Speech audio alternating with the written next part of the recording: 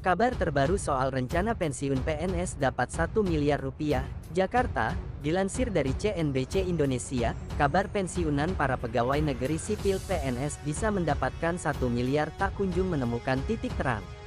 Bahkan, sampai munculnya rencana pengaturan pensiun dini massal PNS, skema pensiunan yang baru belum juga ditetapkan.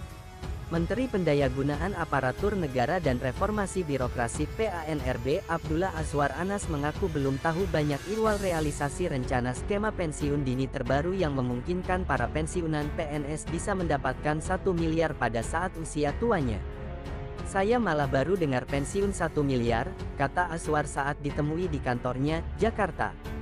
Kendati begitu, Anas menekankan rencana pengaturan pensiun dini massal sebagaimana yang ada di draft RUU ASN sendiri sebetulnya akan serupa dengan pengaturan pensiun dini di perusahaan, baik di BUMN maupun swasta. Ini kan banyak terjadi di BUMN, bagaimana BUMN ini yang sebagian tidak produktif, kurang sehat, dia kan bisa mengajukan, dan dapat pensiun.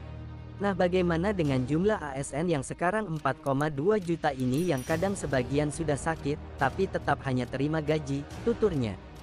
Menurut Anas, pengaturan pensiun dini itu pada dasarnya juga merupakan buah dari usulan para ASN, termasuk yang ada di daerah di samping DPR sendiri. RUU ASN telah ditetapkan DPR menjadi program legislasi nasional prolegnas prioritas pada 2023. Ini yang banyak diusulkan oleh para ASN di daerah dan juga teman-teman DPR. Nanti kita lihat seperti apa pembahasannya, nanti akan kami dengar dari mereka, tentu nanti akan kami berdiskusi dengan teman-teman DPR dan kemampuan keuangan pemerintah bersama Menteri Keuangan, kata Anas.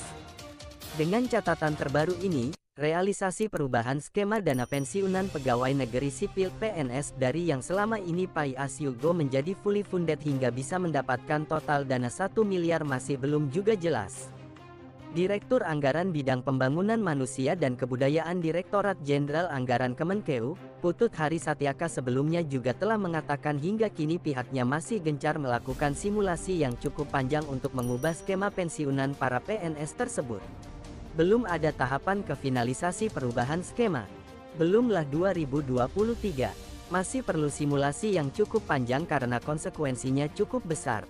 Artinya skema pensiun dari manfaat pasti ke iuran pasti itu konsekuensinya sangat besar, kata Putut saat ditemui di kantor Kementerian Keuangan, Jakarta.